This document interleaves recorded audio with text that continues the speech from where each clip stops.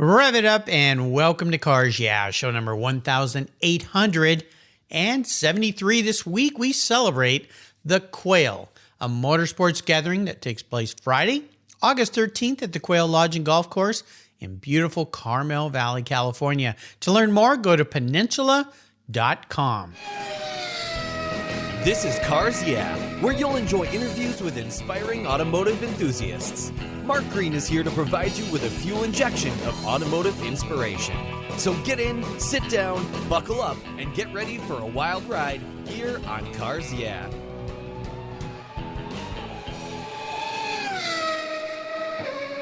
Hello, inspiring automotive enthusiasts, and welcome to Cars Yeah. Today I'm in Loda, Illinois with a very special guest by the name of Shawn Coady. Shawn, welcome to Cars Yeah, or I should say Motorcycles Yeah, because we're going to talk about a very unique bike today.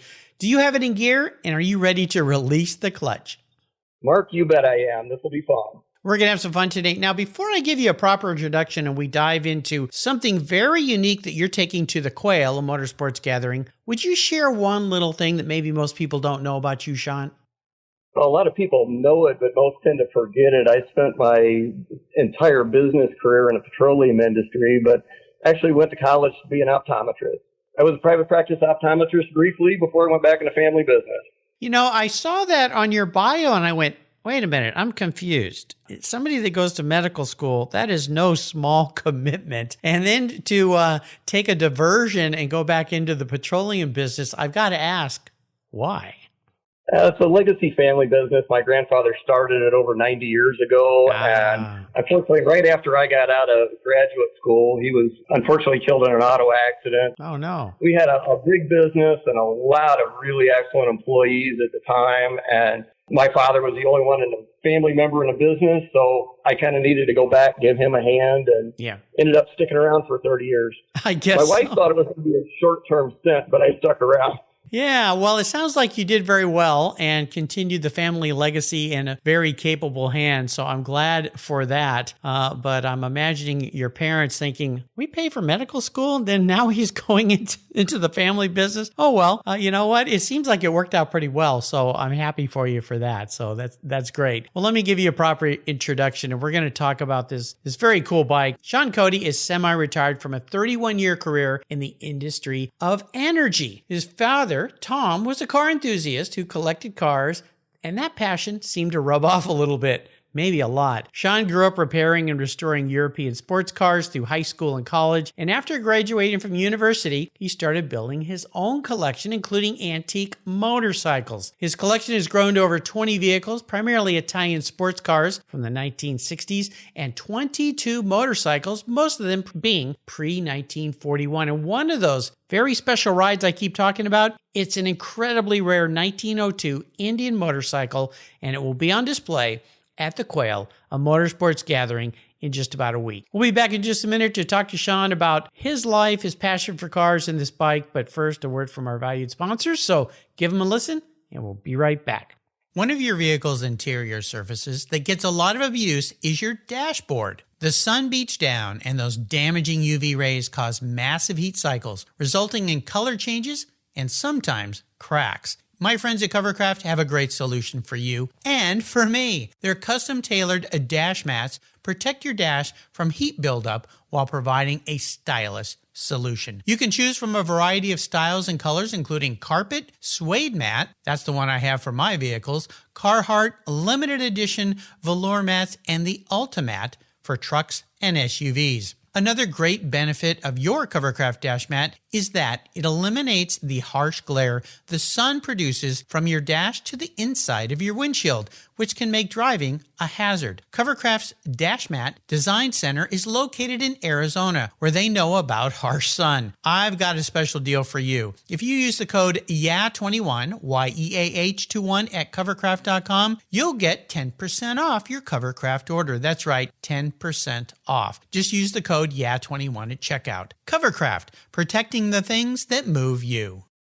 I was tired of my rates for my collector car insurance going up every year for no explainable reason. my carrier seemed to be turning into a media company versus an insurance company, and I realized that a portion of my policy premium was paying for all those so-called free media goodies. So I did my homework, I talked to knowledgeable collectors, shopped around, and discovered American Collectors Insurance. They've been serving the collector car hobby since 1976. You last that long by properly serving your customers' insurance need, not with a lot of fluff. ACI is ranked the #1 online collector car insurance provider according to Google, Trustpilot, Facebook, and they offer their real person guarantee live support. No never-ending phone loops when you need help. Plus, because you don't use your classic car as a daily driver, you could save up to 40% compared to regular auto insurance. American Collectors Insurance provides agreed value policies. So if you experience a total loss to your collector vehicle or it's stolen, you'll be paid the amount listed on your declaration page, less any deductibles, of course. No ifs, ands, or buts. Give them a call today and ask for your free quote at 866-ACI-YEAH. That's 866-224-9324. Tell them you're a friend of mine, Mark Greens, at Cars Yeah. American Collectors Insurance. Classic car insurance designed by collectors for collectors. All right, Shawn, we're back. So let's dive a little deeper into the corner. I'd love for you to touch on your career, maybe just touch a little bit on this family energy business of petroleum and so forth. That's what keeps all these vehicles moving. But then I want to have you talk a little bit about your car collection, but then take us into this 1902. That's where we're going to spend most of our time today because this bike you found has an insane backstory to it. So grab the handlebars, my friend. Sounds good, Mark. Well, from the family business perspective, my grandfather started a petroleum business back in the 1920s, and it kind of evolved and grew to everything from retail gasoline stations and truck stops to fuel oil for home heating, and then he migrated into propane for home heat, which probably became one of our biggest business segments. And then we, for the last 45 years, had a lubricants business where we blended package, mostly automotive and commercial lubricants. Mm-hmm. And that's kind of our primary business today. The rest of them have kind of moved on, and we took the propane business public a number of years ago. So we're really focused on the lubricants business now, which for my hobby, it's nice to have a couple of chemists on spec and call, and they seem to like some special projects that we throw at them. Yeah, I think that's pretty cool. Now, what's the name of that company? It's Hicks Oils. Hicks, oh yeah, okay. And we're based out of Southern Illinois, down outside of St. Louis, and like I said, been doing this for over 45 years. Cool. It's very cool. Well, you know what I want to talk about today, because you and I had a nice talk the other day about a very unique find and something that you're bringing to the Quail. The Quail Motorsports Gathering is known for having exquisite cars, all sorts of different vehicles, but also some motorcycles, hot rods. They've even had airplanes there, helicopters. Let's take a little walk through this find of yours, because this motorcycle is like no other. I would wholly agree with that, Mark. It's something that was pure luck that I ran across this. Like you mentioned earlier, I've been collecting motorcycles for probably 18, 19 years. And about 12 years ago, a gentleman I knew that brokered Harley Davidson called me and said, "Shawn, I found you an old Indian." And went through this story of the fact that it was a 1902 and that the original owner had put it in a crate so that he could move, and it had never been restored and been sitting in the basement. And to be honest with you, Mark, the story was so fanciful, I really didn't believe it, but I didn't skip it. Yeah. Like a lot of us, it's like you hear things, you go like, well, it sounds good, but it's too good to be true. So I literally waited about 8 or 9 months before I went up and took a look at this motorcycle and was absolutely astounded that it was everything that he had said it was. Not only is it a 1902 Indian, it is the 14th one that was ever built. It was put in a homemade crude shipping crate in roughly 1909 and has not been out of that crate until 2020. Wow. So it is absolutely incredibly original.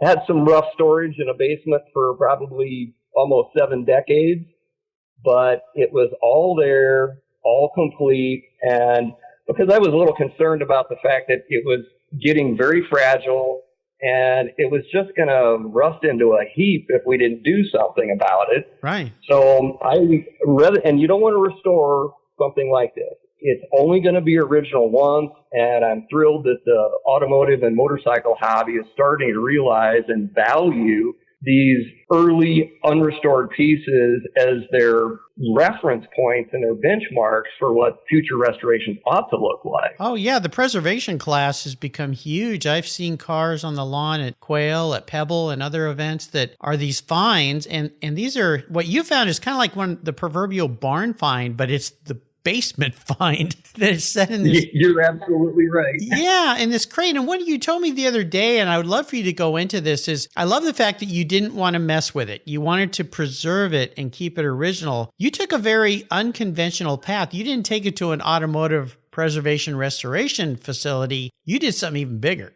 Yeah, this thing was so unique. And your standard restoration shop, and I've done auto restorations for years, they have a very unique, very good skill set, but it is not designed around preservation. So I literally sat with this bike for about 12 years trying to figure out what to do with it to preserve it. And I finally got pointed at a company out in Carlisle, Pennsylvania called B.R. Howard, who is truly a conservation company that does work for the Smithsonian and the Hershey Foundation and a lot of governmental entities and museums, that they are museum conservators that take the artifacts that a museum would have and clean them, treat them, and prep them to be preserved. So we did basically a museum preservation of this motorcycle, as opposed to even some of the things that have been done and deemed preservation. So you're right. It's a very, very unique concept. Tell us a little bit about the history of this, because when you think about 1902, when was Henry Ford building his cars and some of the other car manufacturers that were the very early ones? This is like the beginning of mobility for humans on gas-powered machines. I mean, unless you go back a little bit further into Daimler, the late 1800s, but this has got to be one of the oldest motorcycles in existence. You're 100% spot on there, Mark. And this motorcycle really kind of is the forefront of motorized transportation in America, because there really weren't that many automobiles out in the late 1800s, early 1900s. Harley Davidson didn't build their first motorcycle till 1903. Henry Ford was building a few cars before this, but Ford Motor Company didn't get founded until 1903. The first gas station wasn't built in America until 1905. And the Model T didn't even come out until 1908. So this really predates most motorcycles and even a lot of the automotive manufacturers that were out there. So this is really the beginning of transportation, and the design and engineering in an Indian really made it commercially viable. That there were a couple of people building motorcycles, but I would almost call them more tinkerers. Mm-hmm. You had, Thomas Autobuy and a few others out building motorcycles before that, but it was designed that it wasn't reliable. It didn't do what it was. Well, it functioned as well as it could, but the Indian design actually worked and did what it was supposed to. So they were very successful, and this is the very beginning of that. Now, when I look at pictures of this, and you can go to the Cars Yeah website and go on to Shawn Coady's show notes page, and you'll see this thing. At first glance, when you see it, you think, okay, kind of looks like a bicycle. It's got pretty thin, small tires, a chain, pedals, and so forth. But then there's something going on underneath the seat post. The handlebars kind of look like bicycle-type handlebars. Tell us a little bit about how the thing functions and operates and what kind of engine is on board this thing. And basically, George Hendy, who was one of the founders of Indian Motorcycle, started his career as a bicycle racer and then a bicycle manufacturer. And they were using motorized bicycles to pace bicycle races back in the day. They were very unreliable. And he found a gentleman named Oscar Hedstrom that had a pacer that was reliable. So they teamed up, and Oscar Hedstrom designed the Indian engine and drivetrain, but it was basically built around one of George Hendy's bicycles. So you're absolutely correct that this more or less is a bicycle with a small motor attached to it. And it's a pedal start, So you literally get on this thing, and it's got a compression release, so it actually lifts the exhaust valve. You pedal down the road, get a little momentum going, and then you drop the exhaust valve and connect the ignition. And as long as everything's working the way it's supposed to, it'll fire right off. And the thing will run about 40, 45 miles an hour when it's on a flat road, but good luck stopping because it's just got a little bicycle coaster brake in the back. I was going to say, where's the brake lever? There is none. No, it's a little bit on or off, and fortunately, back then, about the only thing you'd hit was a horse, so yeah. You were reasonably safe because the number of obstacles weren't quite as bad as we've got today. Except the roads weren't very good either, if there were any roads. So, you're kind of bumping along down a dirt path. Now, as you took this to the conservatorship and they started to take a look at this and realize, okay, what do we have? What are some of the ways that you take something that's been crated up for 70 plus years and bring it out and basically they cleaned it up? I mean, does the motor turn over and did they actually get it running? Surprisingly, Mark, it's like as they were getting into it, we thought the thing it had a fair amount of corrosion. Copper bleed through and the nickel and the rest of that. But once they got into it, it was a heavy layer of dirt and oil from the motor. It wasn't as badly corroded as we thought. There was a whole lot more paint. And some of the techniques they use, as a true conservator, everything they do to that motorcycle or the artifact they're working on has to be reversible. So if they put a glue on to readhere some paint, it has to be something that they can resolubilize later if there's a better technique or something different out there. Nice. So they literally glued a bunch of the plating and the paint back down, then cleaned over the top of it. And as they were able to get some of the screws lubricated and things like that, it actually came apart very readily. And we were able to get front wheel bearings greased, headstock bearings greased, rear wheel bearings greased, the chain, freed up and lubed. And to your point, we assumed the engine was going to be fairly froze. And in reality, it didn't take much to get it freed up and turned over. Wow. And the components, we got the carburetor apart, we got the gas tank off, we got the fuel lines out of it. Everything was in remarkably good condition, and it all seemed to function as designed. Wow. So we kind of took the wild hair after we put it back together. And said, we've gotten this far, it would be a shame if we didn't try to start it. Now, we did have some challenges because, like I said, it's pedal start. And this thing is literally sitting on 110-year-old tires that are as hard as a concrete sidewalk. So there was no way to pedal this.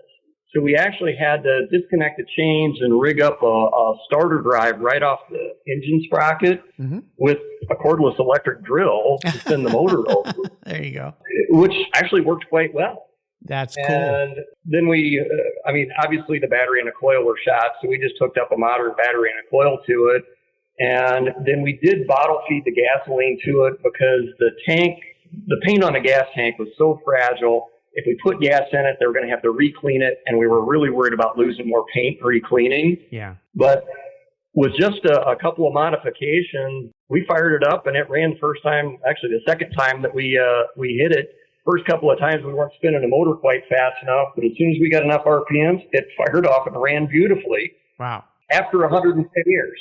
You think about that. Now, the fuel tank is actually sitting behind the seat over the rear tire versus where you typically see a fuel tank for a motorcycle, right? Exactly. And that's how these early Indians got nicknamed the Camelback Indians, because it's kind of a hump on the back of the fender. Yes, I see. Now, are the tires that are on the bike, are they the original tires, those white rubber tires?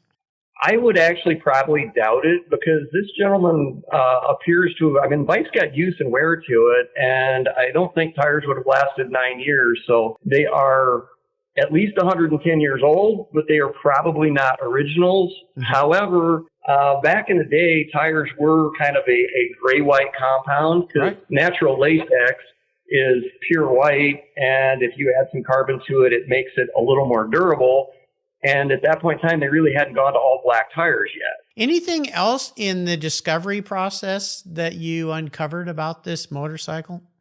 There's just a lot of fascinating nuances in the I'll say the engineering and the ingenuity that went into it. Because in 1902, they had the concept of how an internal combustion engine should work and how a carburetor should work. But how they did it, how they accomplished the task is not how we would do it today.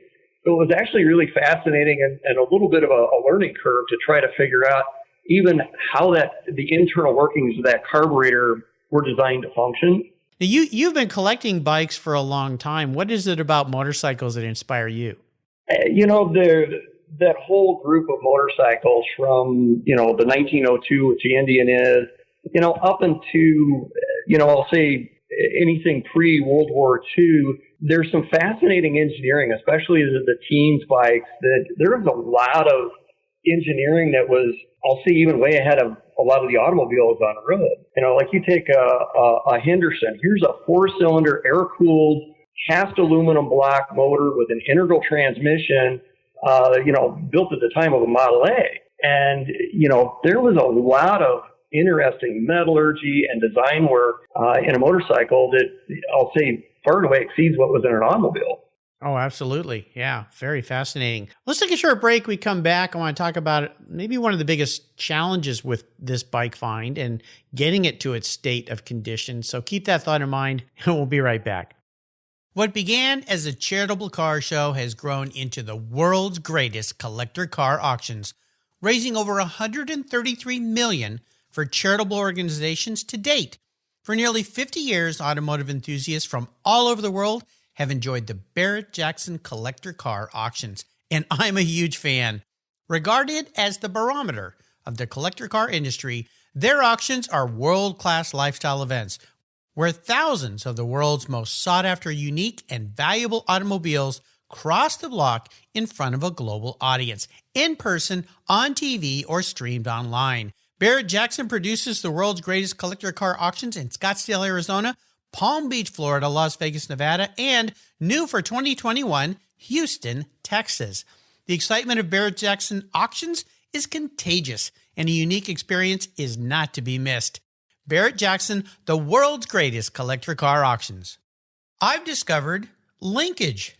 It's a new quarterly publication and website that covers the automotive market, driving, restoring, collecting, and discovering your passion for motor vehicles. Linkage is about experiences, opinions, and values. Linkage is an actual informed, reasoned opinion based on first-hand experiences. A talented Linkage team covers the automotive world, the people who share your passion and mine, smart, considered, rational, and experienced opinions, ones you can learn from and grow. That includes our passion that drives auctions and the collector car market. So come with me and join us on this journey. And be sure to use the code CARSYEAH when you subscribe, and they'll give you $10 off. Boom! Linkage, geared for the automotive life. Subscribe today at linkagemag.com. All right, we're back. So what was the biggest challenge? It sounds like there were a lot of challenges with the restoration of this bike and getting it to a point in time and deciding how far do you want to go with this thing. But what was the biggest challenge with this find for you? For me, it was just really picking somebody like V.R. Howard to do this. And I'd never worked with them before. They had a great resume and some good references. But I'm handing them something that can't be replaced. And it can't be duplicated. So if they made a mistake in this process or damaged something or, heaven forbid, broke something, I can't do it again. So that was probably my biggest concern. Well, given what they do for a living, I mean, they're preserving things for the Smithsonian and museums. And it sounds like you took it to the right place, whereas I think a lot of people would have not even gone there. They would have just found a very high-end restoration facility that you could do a sympathetic restoration that they call it sometimes. But in hindsight, that could have been a catastrophe for authenticity and originality.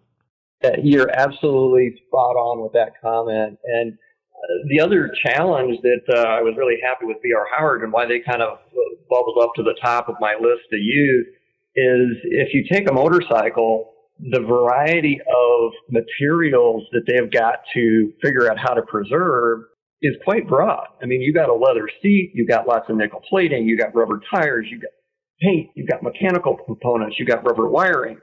It's not just like you're going to restore a painting and it's just oil, paint, and varnish. So it took a lot of varied skills to be able to do what they did, and hands down, they did a fantastic job. Had they ever done anything like this before? They've done a few automotive pieces. They did some work for the Thomas Edison estate and some people like that. They've done a lot of vintage carriage work. So they have some, I'll say, nearby experience. Mm-hmm. It's fascinating. Well, definitely you made the right choice. What is so important for you to be able to take this out and share it with the world, and specifically at the Quail Motorsports Gathering? You know, it's like this is just such an important piece of the transportation history and American transportation history. You know, it's something that should be shared. It's been resting in my garage and people's basements for, 100 years. It needs to get out and get people to see and understand what was the start of transportation in the U.S. And as far as the Quail, I have been a big fan of the Quail. We've exhibited automobiles there probably at least a half a dozen times.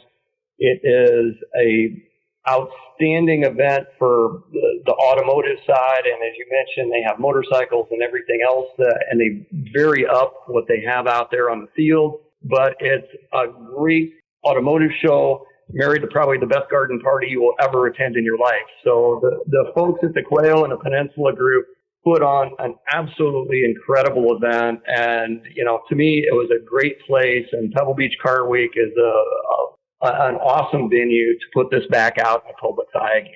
Yeah, it's a spectacular event. I've been going since they had the very first one. I believe this is their 24th, 25th year, somewhere in there. I mean, they've been doing this for a long time, which makes me go, how could that be? How could I have gotten that old? What happened? Where did time go by? But it's a wonderful event. It's one of those days that's just so enjoyable, kick back, but they have so many cool things. And to be able to see your bike there this year is going to be so special for so many people. I always like to ask my guests about a very special vehicle in their life. Obviously, you're probably going to say this one. So let's exclude the 1902 Indian motorcycle just for today, because it is so unique and special. It's one of those things that, and I when you told me that the guy had told you what he had, I think you said it was a plumber who'd bought a house and found it in the basement, and you kind of went, yeah, I'll come over sometime, and months go by, and he was probably going, aren't you interested? This is kind of cool. Let's talk about one of the most special vehicles in your life, because you've collected and worked on so many cool cars. Is there one though that really stands out for you? Oh boy, kind of like I didn't buy them if I wasn't interested in them. Kind of one of my dad's mantras with collecting automobiles is buy something you like. It's like, don't buy something just because the world says it's nice or you ought to like it. So yeah, smart dad. I really have never bought anything I just like. I would have to say, and it's probably more or less kind of the top end of my collection, is I've got a 1965 Ferrari 275 GTB, and never in my life thought I would ever be able to afford one or own one. I've had the car for probably 25 years now, and it had been damaged in an auto accident and was actually in my budget because it was damaged. But it was a spectacular car. It was a one-owner car, and the gentleman picked it up at the factory when it was brand new, took impeccable care of it. I mean, I had looked at a lot of Ferraris in my lifetime and worked on a number, and the amount of detail in this car that was still factory original, had never been messed with, was incredible. I did a full restoration with my brother on that car, and A, I think they're stunningly beautiful. B, the restoration turned out exceptional. And I just love driving that car. I'm a tall man. I fit very well in that vehicle. Mm-hmm. It's just an absolute joy to drive. And that car is in such good condition. I am going to say, I think I've got 50,000 miles plus on that thing, and the engine's never been overhauled in that car. Oh my gosh. That's tremendous. What color is yours? It's an ice blue. Oh, beautiful. Nice. Well, I like the fact that it's not red, that it's something kind of different. And that body style lends itself to either very sporting colors or very, what I'll say, gentleman touring colors. A little more subdued, but it's just got such a beauty to the round curves of the fender and that long, beautiful nose. Oh my gosh. I can see why that's a special one for you, for sure. Yep, and it gets driven regularly. Fortunately, I bought it long enough ago that I don't mind driving it, and I live in the country, so I've got plenty of open roads to play with. Good for you. I love it. That's what they need. They don't like to sit around. Is there a book that you've read that you'd like to share with others? My reading list, Mark, is fairly unique. I would say I really don't read what normal people do. Most of my reading is research. So probably the best book that I've read recently is Ace Motorcycle Parts Book from 1920, which occupied an awful lot of my time. So most of my reading is eaten up with trying to figure out how to deal with the next restoration. I tend to be a bit particular when it comes to originality on what I'm putting back together. So I do a lot of research on my vehicles before I work on them. I love it. Well, that's cool. That's a good way to do it. That way, when you're done, you really know what you have. And it means a lot more to you, I'm sure. That's really nice. Absolutely. I'm going to wave a magic scepter here and allow you to go on what I like to call the ultimate drive. You get to pick any vehicle in the world. You get to pick any passenger, or maybe this person's the driver and you're the passenger, either living or deceased, and you get to pick anywhere you want to go. So what does an ultimate drive look like for a guy that's had a lot of cool cars and a lot of cool motorcycles? Oh, I think I'm going to step way out on that one. Cool. I think my ultimate drive would be with Jedi Master Yoda okay, in a sand cruiser. And I'd probably let him drive unless he's going to give me a few lessons here, but I wouldn't mind taking a stab at that. I figured here is a being that's going to know what transportation ought to look like, and he can tell us whether Elon Musk and Mr. Branson are on the right path for where we ought to be going transportation-wise in the future. That is the most unique answer to that question I've heard in 1,873 interviews. So you did step way out, and I like that. That's very cool. I'm sitting here going, where's he going with this one? But yeah, I can see. Okay, very nice. It'd be a great conversation. I think it'd be wonderful. Yeah, it'll be kind of backwards talk, but we can all eventually figure out what that little guy is saying. Oh my gosh, Shawn, you've taken us on a really fun ride today, and I think it'd be cool to hang out with you in your garage and learn more about the motorcycles that you've restored and the cars you've been around. You seem like a great guy. Looking forward to having you on the lawn with your beautiful motorcycle so people could come up and talk to you about it. No doubt you're going to have a lot of very curious people around you. Before I let you go today, could you offer us some maybe parting words of wisdom, a mantra, a success quote? I think probably the biggest thing that I've had in my business career was just always stay positive and, surround yourself with good, solid people, take good care of them, and, you'll reap the rewards at the end of the day. Absolutely. From a guy who's been there, done it, walks his talk, and had a pretty darn good life, that's for sure. What are some of the ways people can learn more about you, maybe your motorcycle, your business? For the business, you can go to the company's website, which is hicksoils.com. There's an S on the end of Hicks and an S on the end of oils, so hicksoils.com, and that will tell you a little bit about the company and what we do. And I am on LinkedIn as well. Awesome. Great. I'll make sure I put links to those on Shawn's show notes page. You can just go and look up Shawn Coady. It's ShawnCoady. And if you're at the Quail this year, you got to walk up and check out probably one of the oldest vehicles that man built to cruise around on and have fun, because it's going to be on the lawn at the Quail Motorsports Gathering. Oh my gosh, this thing is absolutely awesome. And thank you for not over restoring it, for just preserving an important piece of history that will go on for more and more people, the next caretakers past you, so that people can look back one day and say, I can't believe people actually did that. How come they're not all flying around back then? So maybe that's where we'll all end up someday. Shawn, I want to thank you for spending some time with me and for sharing your life and this very special piece of history. Until you and I talk again, I'll see you on the lawn at the Quail, a Motorsport Gathering. Thanks, Mark. It's been a pleasure. This has been fun. Thank you. How did you discover your path to a fulfilling life?